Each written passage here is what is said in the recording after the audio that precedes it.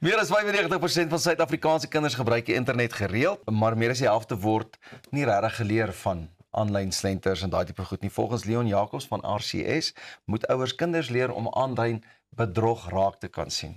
En hoe leer mens dit? Dis nogal 'n my interessante vraag. ding met as hulle ons vang. Ja, Ekskuus, as hulle vertuis vang. Dan moet jy weet, daar's net, ek dink daar's soveel gedagte wat in dit ingaan van die misdadigers. ek is al fisies gebruik. Jy weet, waar hulle van my mediafoto's af gaan laai het. Jy weet, soos in my professionele hoedanigheid.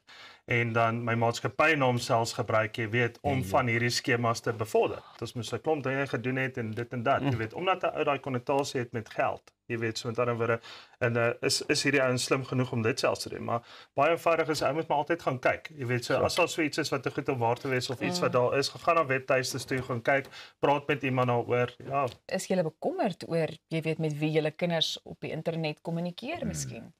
Ons is as ouers, ek en Chris, baie streng oor wat die kinders na toegang het.